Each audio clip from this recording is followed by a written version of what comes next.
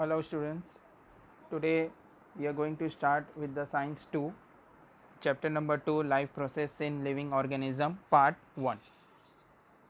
ठीक है, these are the in this chapter we are going to study the different life processes of living organism. चलिए शुरू करते हैं. Can you recall how are the foodstuffs and their nutrients contain useful for body? देखिए, जो हम लोग खाते हैं फूड, ठीक है, foodstuffs और न्यूट्रिएंट्स वो किस तरह से बॉडी के लिए यूज़फुल है. तो इसका आंसर होगा for the normal function of our body. जो भी हम लोग खाना खाते हैं, ठीक है, तो वो डाइजेस्ट होता है. उसके बाद खाना खाने के बाद फूड स्टफ डाइजेस्ट होते हैं और फूड स्टफ डाइजेस्ट होने के बाद वो न्यूट्रिएंट्स में कन्वर्ट होते हैं. Okay, and from the nutrients we get the energy. This is a long process you will study in this chapter. ठीक है, अभी के लिए बता रहा हूँ फिलहाल कि वो न्यूट्रिएंट्स में कन्वर्ट होते हैं और न्यूट्रिएंट्स से हमें एनर्जी मिलती है. ओके, विच उससे हम लोग अपने जो रेगुलर वर्क से, ओके, फंक्शन से जो बॉडी के वो अच्छे से कर पाते हैं. Okay, next question, what is the importance of balance diet for the body? देखिए, बैलेंस डाइट में क्या क्या आता है. Balance diet contain carbohydrates, proteins, fats, minerals and vitamins. ये सभी फूड स्टफ में, जो भी फूड स्टफ हम लोग खाते हैं, ये सभी चीज़ें होनी फूड स्टफ में बहुत ज़रूरी है. Okay, and then only we can say that we have a balance diet. Okay, और बैलेंस डाइट इंपॉर्टेंट है for the normal and healthy function of our body. Next, which different functions are perform by the muscles in the body? इसका answer ये, what is the maintenance of balance diet for the body, मतलब maintenance of the health. अगर आपकी diet balance होगी तो आपकी health भी सही होगी, ठीक है, मेंटेन होगी. Which different functions are perform by the muscles in the body? देखिए, मसल्स 3 टाइप के होते हैं basically: voluntary muscles, involuntary muscles and circulatory. Okay, cardiac muscle, sorry, cardiac muscles. तो ये जो भी वॉलेंट्री मसल्स का मतलब होता है कि जो आपके कंट्रोल में है, ठीक है, जैसे चलना, कूदना, दौड़ना, ठीक है, तो ये आपके कंट्रोल में है, तो वो वॉलेंट्री मसल्स होते हैं. इनवॉलेंट्री मसल्स का मतलब होता है कि जो आपके कंट्रोल में नहीं है. ओके, जैसे डाइजेशन, ब्लड का circulation. Okay, it is not in our control. Next is cardiac. Cardiac means जो जन्म से लेकर मृत्यु तक जो कार्डियक मसल्स होते हैं, जैसे जनरली हार्ट में वो चलते रहते हैं, ठीक है, beating of the heart. So this are the 3 types of muscles. Okay, and they perform their functions in the body. Next question, what is the importance of digestive juice in the digestive system?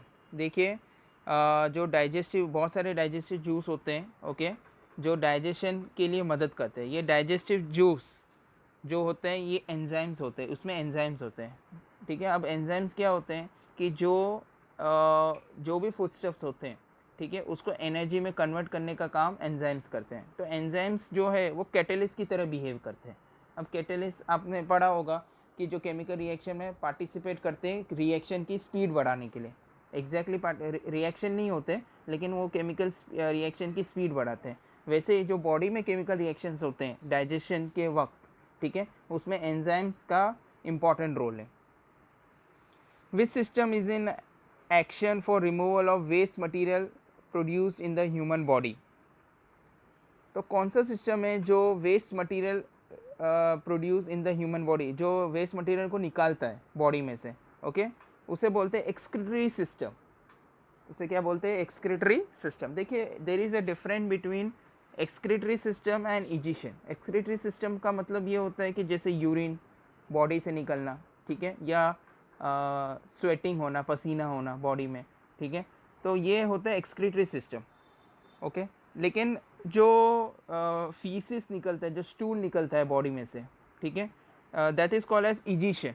क्योंकि क्या होता है कि जो इजिशन है, जो इजिशन process है, उसमें क्या होता है कि जो ऐसे सब्सटेंस बॉडी से निकलते हैं जो बॉडी ने एक्सेप्ट ही नहीं किए, ठीक है, फूडस्टफ्स जो अभी हम लोग खाते हैं, ठीक है, उसमें से जितना भी इम्पोर्टेंस चीज़ होते हैं वो सब निकल कर जितने भी वेस्ट प्रोडक्ट्स होते हैं, ठीक है, वो वेस्ट प्रोडक्ट्स जो बॉडी से निकलते हैं, जो बॉडी एक्सेप्ट नहीं करती, उसे इजिशन बोलते हैं. बट एक्सक्रीशन का मतलब होता है कि यूरिन बॉडी से निकलना है या स्वेटिंग होना, पसीना होना, उसे एक्सक्रीशन बोलते हैं, ठीक है.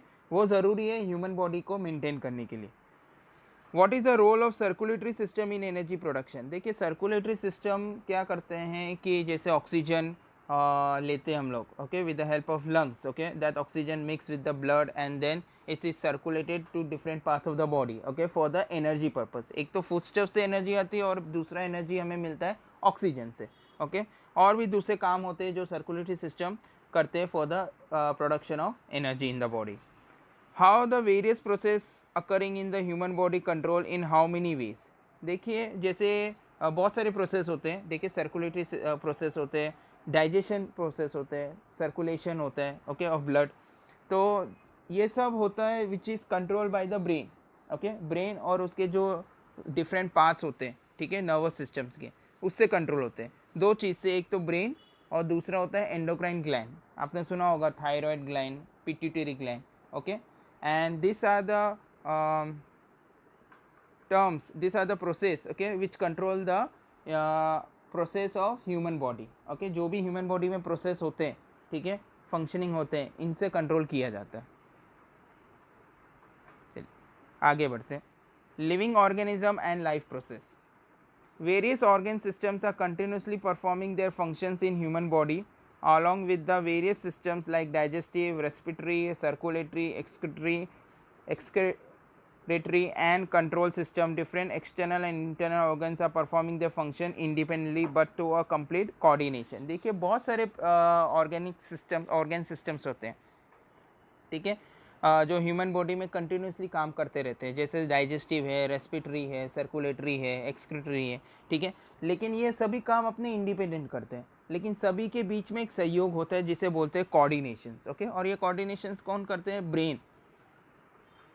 This overall system is in action in more और less same way in all the organism. ये जो प्रोसेस है, ये जितने भी प्रोसेस है, डाइजेस्टिव, रेस्पिरेटरी, सर्कुलेटरी, एक्सक्रीटरी, ये लगभग हर एक ऑर्गेनिज्म में सेम होते हैं। Those are in need of continuous source of energy for this purpose. Carbohydrate, fats, lipids are the main source of this energy and it is harvested by mitochondria present in each cell। देखिए ये जो चीज़ें हैं, हाँ, carbohydrates, ये जो fats, okay, proteins भी है, लिपिड्स, ये सब एनर्जी के सबसे इंपॉर्टेंट सोर्स है। इससे एनर्जी आपको बहुत ज़्यादा मिलती है, ठीक है। और ये माइटोकॉन्ड्रिया में प्रेजेंट होते हैं, ओके, इन ईच सेल। ये माइटोकॉन्ड्रिया से बॉडी में जाते हैं, एनर्जी प्रोड्यूस करते हैं। ये हर एक सेल के माइटोकॉन्ड्रिया में होता है। It is not like that only food stuff is sufficient for the energy. ऐसा नहीं है कि खाली फूड स्टफ ही एनर्जी देते हैं, but oxygen is also necessary. जैसा भी मैंने अभी आपको बताया कि ऐसा नहीं है कि खाली आपको ऑक्सीजन, खाली फूड स्टफ से ही आपको एनर्जी मिलते हैं, बट ऑक्सीजन से भी आपको एनर्जी मिलता है, ओके। क्योंकि फूड स्टफ्स के बिना हम लोग कुछ दिन ज़िंदा रह सकते हैं, लेकिन ऑक्सीजन के बिना हम लोग नहीं ज़िंदा रह सकते। All this, that is foodstuffs and oxygen, are transported up to the cell via circulatory system। ये सभी चीज़ें circulatory system से ट्रांसफ़र की जाती है। Beside it is coordinated by the control system of the body, that is each life process contributes in its own way in the process of energy production। Functioning of all this cell life process also requires the energy। सभी काम करने के लिए, अभी जैसे मैं बता रहा हूँ, मैं कुछ बोल रहा हूँ, ठीक है, सब काम करने के लिए, छोटे काम से बड़े काम तक, ठीक है, रिप्रोडक्शन से लेकर कोई भी बड़ा काम, ठीक है, anything which ever work you do, okay, you require the energy, okay. Her step में आपको एनर्जी की रिक्वायरमेंट है।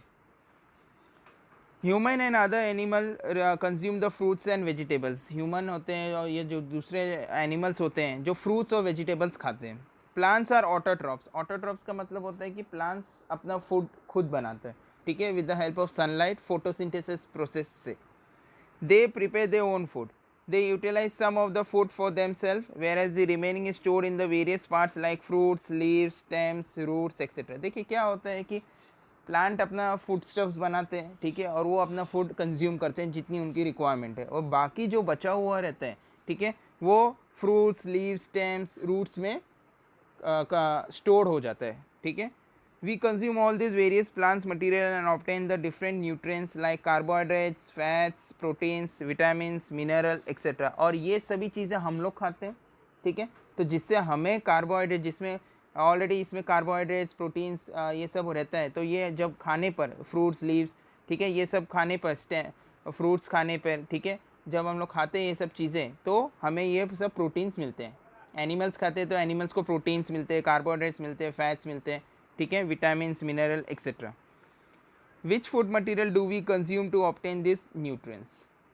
We obtain the carbohydrates from milk, fruit, jaggery, jaggery मतलब गुड़, केन शुगर, जो शुगर होते हैं, okay, vegetables, potato, sweet potato, शकरगन, sweet potato, sweet meats and cereals like wheat, maize, ragi, जवार, millet, rice etcetera.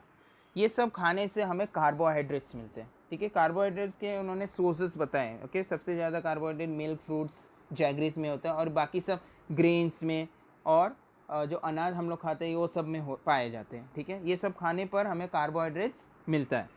We get 4 kilo calorie energy per gram of carbohydrate, मतलब 1 gram carbohydrate 4 kilo calorie energy के बराबर होते हैं, इतना energy हमें मिलती है। Let us study the way by which the energy is obtain. Many players are seen consuming some foodstuffs during the break of the game. देखिए, use your brain power. Why may be the players consuming this food stuff. देखिए, बहुत सारे players होते हैं बीच बीच में खेलने के बाद, ओके, थोड़ा बहुत खाना खाते, थोड़ा बहुत फूड कंज्यूम करते, ठीक है, ज़्यादा नहीं, थोड़ा बहुत, ओके। क्यों? टू मेंटेन द एनर्जी, ताकि उनकी बॉडी में एनर्जी मेंटेन रहे, ताकि आगे की गेम वो अच्छे से खेल पाए, ठीक है। What is respiration? Can you recall what is respiration? How does it occur? Respiration का मतलब क्या होता है? देखिए, फूड इनटेक, ठीक है, जो भी हम लोग खाना खाते हैं उसका ऑक्सीडेशन होता है, जो भी हम लोग फूड लेते हैं, ओके, बॉडी में, उसका ऑक्सीडेशन होता है। एंड और वो ऑक्सीडेशन फिर क्यों होता है ऑक्सीडेशन? ताकि वो कन्वर्ट हो जाए एनर्जी में। So whatever the food we intake, okay, oxidation take place and it convert into energy, okay, that is called as respiration. और कितने टाइप के होते हैं? 2 स्टेज में होते हैं रेस्पिरेशन। एक होता है बॉडी लेवल और एक होता है सेल लेवल। रेस्पिरेशन दो प्रोसेस में अकर करते हैं, एक होता है बॉडी लेवल और एक होता है cell level. Body level respiration को हम लोग बोलते हैं एक्सटर्नल रेस्पिरेशन। क्या बोलते हैं? External respiration. और सेल लेवल वाले रेस्पिरेशन को हम लोग बोलते हैं सेलुलर रेस्पिरेशन, ओके। तो इस तरह से 2 स्टेज में रेस्पिरेशन अकर होते हैं। देखिए, अगर आप यहाँ पे देखेंगे, यहाँ पे दिया है ये इस तरह से, यहाँ पे देखिए, यहाँ पे ये जो ह्यूमन रेस्पिरेटरी सिस्टम जो पिक्चर दिखा है, यहाँ पे जब श्वास लेते हैं, okay, when we take the oxygen, okay, body level external respiration होते हैं। तो इनहेलिंग एंड एक्सहेलिंग। इनहेलिंग का मतलब हम लोग ऑक्सीजन लेते हैं और एक्सहेलिंग का मतलब हम लोग कार्बन डाइऑक्साइड रिलीज करते हैं, ठीक है। तो उसे बोलते हैं external respiration, okay, that is body level respiration. तो उसमें ऑक्सीजन लिया जाता है। यहाँ पे ये देख सकते हैं, ये ट्रैकिया है, ये ट्रैकिया विंड पाइप है, ठीक है, उसमें ऑक्सीजन आता है और फिर वहाँ से लंग्स में जाता है, ठीक है। लंग्स से फिर यहाँ पे बहुत सारे छोटे छोटे पार्ट्स है, और ये छोटा पार्ट आप देख सकते हैं, ये जूम करके यहाँ पे दिखाया गया है, ये एल्वोइली है। इसके नाम मैं बताऊँगा अभी आपको सभी पार्ट्स के। ये एल्वोइली है, जो आप देख सकते हैं ये गुच्छे जैसा दिख रहा है, जो ग्रेप्स जैसा, ठीक है, उस वो एल्वोइली है। तो एल्वोइली में से फिर ऑक्सीजन जाता है ब्लड में, ओके, और कार्बन, जो ब्लड में कार्बन डाइऑक्साइड होता है वो एल्वोइली की मदद से फिर लंग्स में आता है, और लंग्स से फिर बाहर जाता है, ठीक है, जब हम लोग उसको एक्सहेल करते हैं, ठीक है। तो in this way the cellular body level works, okay. Respiration इस तरह से सेलुलर लेवल काम करता है। सॉरी, बॉडी लेवल तो मैंने आपको बताया कि इनहेलिंग एक्सहेलिंग होता है। ये जो प्रोसेस है, ठीक है, ये सेलुलर लेवल पे काम करता है, उसे बोलते हैं सेलुलर रेस्पिरेशन, ठीक है। चलिए, इसके नाम लिख लेते हैं पहले।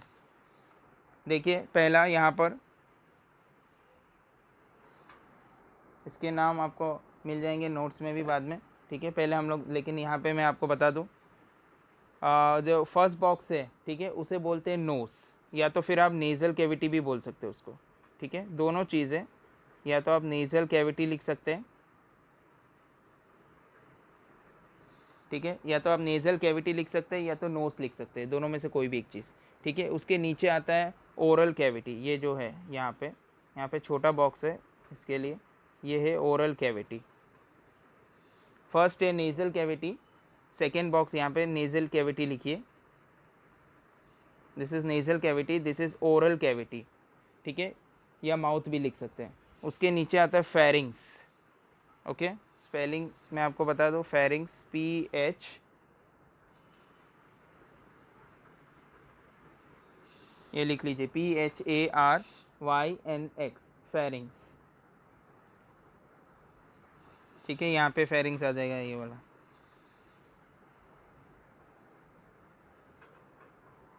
यहाँ पे लिखिए दिस बॉक्स में राइट लंग्स। ओके, यहाँ पे नीचे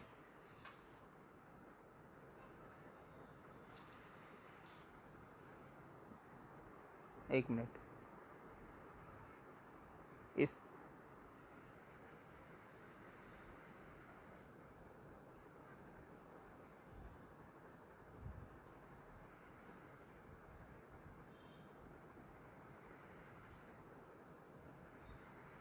यहाँ पे फेरिंग्स लिखना है, सॉरी, यहाँ पे फेरिंग्स है। ओके, ये नेज़ल कैविटी है, ये ओरल कैविटी है, फेरिंग्स है, और ये आपका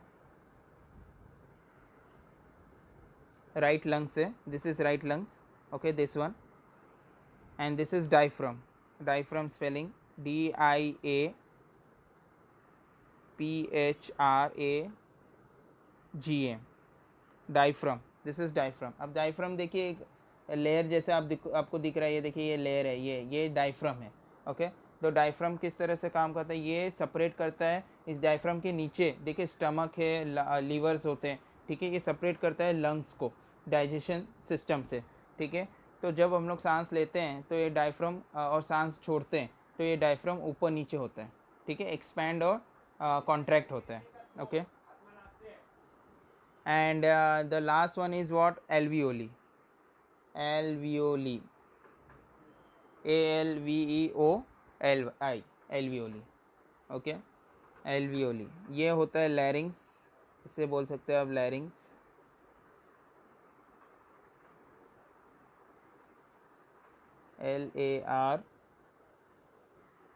LARYNX, लैरिंग्स। ठीक है, और ये नीचे जो है वो लेफ़्ट लंग्स आप बोल सकते हैं इसको। ये राइट लंग्स था, ये लेफ़्ट लंग्स। ठीक है, समझ गए आप सबका नाम। ठीक है, this is important, this might come in examination, labelling करने के लिए आते हैं एग्जामिनेशन में। Okay, so you should know the labelling part. Okay, चलिए आगे बढ़ते हैं। In living organism respiration occur at two level as a body and the cellular, जैसे अभी मैंने बताया, एक तो बॉडी एंड सेलुलर लेवल। ठीक है, दो टाइप के रेस्पिरेशंस होते हैं। Oxygen and carbon dioxide are exchange between the body and surrounding in case of respiration occur at the body level. Body level पे क्या होता है कि ऑक्सीजन और कार्बन डाइऑक्साइड का एक्सचेंज होता है। ठीक है, inhaling carbon dioxide and exhaling, inhaling oxygen and exhaling the carbon dioxide. In case of respiration at cellular level, foodstuffs are oxidized either with or without the help of oxygen. देखिए cellular level पे क्या होता है कि जो फूडस्टफ्स होते हैं वो ऑक्सीडाइज होते हैं। ऑक्सीडाइज का मतलब होता है गेन ऑफ ऑक्सीजन या तो इलेक्ट्रॉन का लॉस होना, दो में से कोई भी एक डेफिनेशन है, या तो गेन ऑफ ऑक्सीजन या तो इलेक्ट्रॉन का लॉस होना। तो ऑक्सीडाइज जब होता है, ठीक है, फूडस्टफ को जब ऑक्सीडाइज, फूडस्टफ्स के बहुत सारे छोटे छोटे पार्ट्स होते हैं मॉलिक्यूल्स में, वो ब्रेक होता है, ऑक्सीडाइज होता है। ठीक है, या तो ऑक्सीजन की मदद से या तो बिना ऑक्सीजन की मदद से, मतलब एरोबिक रेस्पिरेशन या तो एनएरोबिक रेस्पिरेशन। ठीक है, ये सेलुलर लेवल के प्रोसेस में होता है, हम लोग देखेंगे इसको आगे। चलिए आगे बढ़ते हैं। कैन यू टेल, पहला first question, how many atoms of CHO, मतलब carbon, hydrogen and oxygen, are respectively present in the molecule of glucose. तो मतलब कार्बन के पास कितने एटम है, हाइड्रोजन के पास कितने एटम है, और ऑक्सीजन के पास कितने एटम है जो ग्लूकोज में होते हैं। ठीक है, तो आप लिख सकते हैं इसका आंसर है, कार्बन के पास 6 एटम्स होते हैं। ओके, हाइड्रोजन के पास 12 एटम होते हैं, और ऑक्सीजन के पास भी 6 एटम होते हैं। तो ये आपका फॉर्मूला कैसे बनेगा, C6H12O6। Okay, this is the way the formula is of glucose. ठीक है, दैट इज C6H12O6। ये एटम्स होते हैं ग्लूकोज में। Which types of chemical bonds are present between all these atoms? सब में कार्बन, हाइड्रोजन और ऑक्सीजन में सब में कौन से टाइप के बॉन्ड होते हैं? तो आंसर है कोवेलेंट बॉन्ड होते हैं, ठीक है। ऑर्गेनिक केमिस्ट्री में आपने आप पढ़ेंगे आगे जाके, ठीक है। साइंस 1 में चैप्टर है, ठीक है, कार्बन का, उसमें भी आपको पता चलेगा। Covalent bond is present if there is hydrogen and carbon is present, okay. Hydrogen, carbon, oxygen होते हैं तो हमेशा जो बॉन्ड प्रेजेंट होते हैं, केमिकल बॉन्ड, वो कोवेलेंट बॉन्ड ही होते हैं, ठीक है। Next, in terms of chemistry what happen actually when a molecule is oxidise. तो मैंने अभी आपको बताया है कि ऑक्सीडाइज का मतलब होता है कि gain of oxygen. In terms of chemistry का मतलब होता है कि ऑक्सीडाइज का मतलब होता है कि या तो either there is a gain of oxygen और गेन ऑफ ऑक्सीजन एटम, और there is a electron of loss of electron, दो में से कोई एक चीज। Carbohydrates of the food that we consume every day are mainly utilized for the production of energy required for the daily need. Carbohydrates daily body के लिए requirement है, जो भी हम लोग फूड स्टफ्स लेते हैं, इनटेक करते हैं, तो उसमें कार्बोहाइड्रेट्स पाए जाते हैं, ठीक है, जो कि एनर्जी के लिए बहुत इंपॉर्टेंट है। This energy is obtain in the form of ATP, adenosine triphosphate, इसका फुल फॉर्म है, ठीक है। एटीपी ये कॉन्सेप्ट है जो भी आप आगे पढ़ेंगे यही चैप्टर में, ठीक है। जो भी एनर्जी होता है वो एटीपी में आके स्टोर हो जाता है, फिर जैसे जैसे बॉडी का रिक्वायरमेंट होती है एनर्जी की, वो एटीपी से एनर्जी लेकर यूज़ करना चालू करते हैं।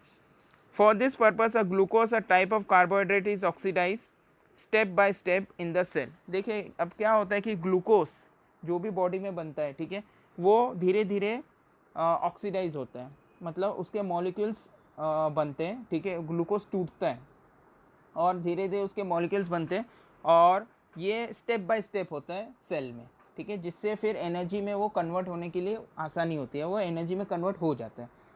ग्लूकोज को तोड़ना मतलब एक साथ में ऐसा नहीं कि ग्लूकोज को हम लोग तोड़ते हैं, केमिकली ग्लूकोज को तोड़ते हैं। जैसे अगर मैं एग्जांपल दे दूं आपको,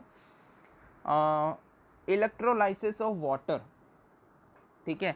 अब इलेक्ट्रोलाइसिस ऑफ वाटर का मतलब क्या होता है कि इलेक्ट्रो का मतलब होता है इलेक्ट्रिसिटी के मदद से वाटर का लाइसिस करना, लीसिस करना, लीसिस का मतलब होता है ब्रेक करना, वाटर को ब्रेक करना।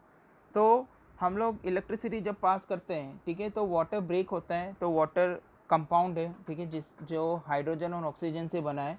तो जब इलेक्ट्रोलाइसिस होता है तो हाइड्रोजन अलग हो जाता है और ऑक्सीजन अलग हो जाता है, ठीक है। तो हमें इलेक्ट्रोलाइसिस प्रोसेस की मदद से हाइड्रोजन और ऑक्सीजन मिल जाते हैं। वैसे ही ग्लूकोज ऑक्सीडाइज होता है, ठीक है। ऐसा नहीं है कि वाटर को इलेक्ट्रोलाइसिस करना मतलब वाटर को तोड़ना, मतलब एक बर्फ़ का टुकड़ा है उसको तोड़ दिया, ठीक है, वो तोड़ना नहीं। यहाँ पे तोड़ने का मतलब होता है, यहाँ पे ब्रेक करने का मतलब ये होता है कि केमिकली ब्रेक करना, ओके, हर एक मॉलिक्यूल को। तो वैसे ही यहाँ पे ग्लूकोज का भी ऑक्सीडाइज हो रहा है step by step in this cell. This is called as cellular respiration, इसे सेलुलर रेस्पिरेशन बोलते हैं। Cellular respiration occur among the living organism by two method, दो मेथड से सेलुलर रेस्पिरेशन होते हैं। Those two methods are aerobic respiration, oxygen is involve, and anaerobic respiration, जहाँ पे oxygen is not involve, ठीक है। अब देखिए यहाँ पे क्या होता है कि रेस्पिरेशन खाली ऑक्सीजन की मदद से नहीं होता, ठीक है, बिना ऑक्सीजन से भी रेस्पिरेशन हो सकता है, ठीक है, उसे एनएरोबिक रेस्पिरेशन बोलते हैं, ओके। हमें पता है रेस्पिरेशन खाली ऑक्सीजन की मदद से होता है, ऐसा नहीं है, बिना ऑक्सीजन से भी रेस्पिरेशन हो सकते हैं, ठीक है। In anaerobic respiration glucose is oxidise in 3 step. अब हम लोग देखेंगे कि बिना ऑक्सीजन का in anaerobic respiration, aerobic respiration sorry, oxygen की मदद से, क्योंकि यहाँ पे बोला है एरोबिक रेस्पिरेशन मतलब oxygen is involve in that, okay. Glucose किस तरह से ऑक्सीडाइज होता है, ग्लूकोज किस तरह से ब्रेक होता है? 3 स्टेप में ग्लूकोज ब्रेक होता है। पहला स्टेप है ग्लाइकोलाइसिस, जैसे इलेक्ट्रोलाइसिस था वैसे ग्लाइकोलाइसिस, मतलब ग्लूकोज को हम लोग ब्रेक कर रहे हैं, लाइसिस का मतलब ब्रेक करना। Process of glycolysis occur in cytoplasm, cytoplasm जो सेल के अंदर होते हैं। A molecule of glucose is oxidise step by step in the process and 2 molecules of each, that is pyruvic acid, ATP, NADH2 and water are form. देखिए glucose का जब oxidation होता है धीरे धीरे step by step in the cell, तो ये सब कंपाउंड बनते हैं, that is pyruvic acid, ATP, ठीक है। अभी जैसे बताया आपको एडिनोसाइन ट्राईफॉस्फेट, इसके बारे में डिटेल हम लोग पढ़ेंगे अभी आके। एक कंपाउंड ये भी है NADH2, ठीक है, इसके नाम दिए हैं आगे, एंड वाटर आर फॉर्म। अगर ग्लूकोज को अगर एक साथ में ब्रेक किया जाए एक ही झटके में, तो क्या हो जाएगा कि हमें खाली दो कंपाउंड मिलेंगे. What are the two compounds? We get only water and carbon dioxide. ठीक है, और वो हमारे लिए फ़िलहाल यूज़ के लिए यूज़ नहीं है. ठीक है, उससे एनर्जी नहीं बनेगी.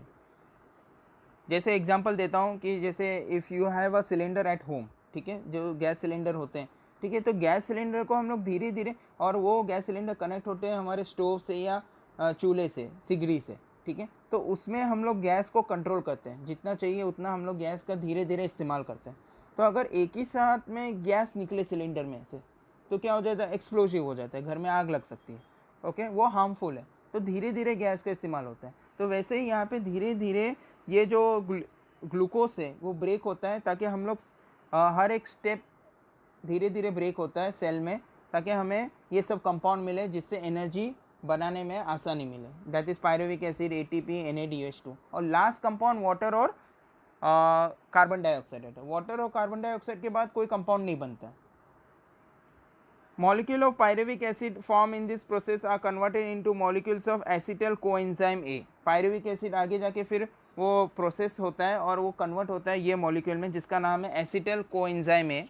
2 molecules of NADH2 and 2 molecules of CO2 are released during this process. दो मॉलिक्यूल्स रिलीज होते हैं NADH2 के और कार्बन डाइऑक्साइड जैसे CO2 के. ये ग्लाइकोलाइसिस में होता है. ये फर्स्ट स्टेप में था. सेकेंड प्रोसेस क्या है? Tri carboxylic acid cycle. अब देखिए ट्राई कार्बोक्सिलिक एसिड साइकिल क्या बताता है कि बोथ मॉलिक्यूल्स ऑफ एसिटल को ए, ओके, एंटर द माइटोकॉन्ड्रिया. जितने भी एसिटल को ए बने, एसिटल को ए मतलब एसिटल कोएंजाइम है. ठीक है, ये और ये टर्म एक ही है. ये देखिए, ये जो एसिटल को ए है और ये एसिटल कोएंजाइम ए है. ठीक है, तो एसिटल को ए को हम लोग एसिटल कोएंजाइम ए भी बोल सकते हैं, या एसिटल कोएंजाइम ए को हम लोग एसिटल को ए भी बोल सकते हैं. Okay, so this is not a different name. Enter the mitochondria. अब सेकेंड स्टेप में क्या होता है कि ये माइटोकॉन्ड्रिया में एंटर करते हैं. Cyclic chain of reaction called as tri carboxylic acid cycle is operated on it in the mitochondria. देखिए साइक्लिक एक चेन बनने लगता है, ठीक है, रिएक्शन का. एंड उसमें ये जो ट्राई कार्बोक्सिलिक साइकिल है इज ऑपरेटेड, ये चलता है कि on the basis of the mitochondria. Mitochondria में ये साइकिल होता है. अभी हम लोग नेक्स्ट पेज में देखेंगे माइटोकॉन्ड्रिया में. ठीक है, एक साइकिल है, उसके बहुत सारे नाम हैं. ठीक है, but it is not there for your syllabus right now. ठीक है, तो वो एक साइकिल बनता है, वो साइकिल का नाम है ट्राई कार्बोक्सिलिक एसिड साइकिल. ठीक है, in the mitochondria. Acetyl part of the acetyl CoA is completely oxidized through the cyclic process and the molecule of CO2, H2O, NADH2, FADH2 are derived. देखिए ये जब जो mitochondria में ये process हो रहा है तो ये एसिटिल CoA कम्प्लीटली ऑक्सीडाइज हो जाता है, ब्रेक होता है. ठीक है, और इसके बाद क्या प्रोसेस, क्या मॉलिक्यूल्स बनते हैं? मॉलिक्यूल्स हमें मिलते हैं, एक तो कार्बन डाइऑक्साइड, वाटर का मॉलिक्यूल मिलता है, और फिर उसके बाद NADH2 and FADH2 are derive. देखिए ग्लाइकोलाइसिस में क्या था कि ग्लाइकोलाइसिस में आपको ये सब प्रोडक्ट मिलते थे. तो लास्ट प्रोडक्ट क्या होता था? देखिए ये प्रोडक्ट मिलते थे हमें, पायरुविक एसिड, ATP, NADH2, और लास्ट प्रोडक्ट कार्बन डाइऑक्साइड और वाटर होता. उसके बाद कोई प्रोडक्ट नहीं बनता था.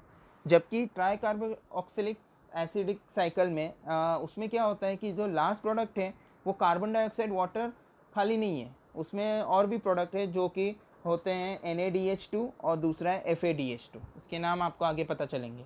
ठीक है, तो अलग अलग प्रोसेस में अलग अलग होते हैं. जनरली कार्बन डाइऑक्साइड और वाटर लास्ट प्रोडक्ट होते हैं, लेकिन इसमें NADH2 एंड FADH2 भी है कार्बन डाइऑक्साइड और वाटर मॉलिक्यूल के साथ.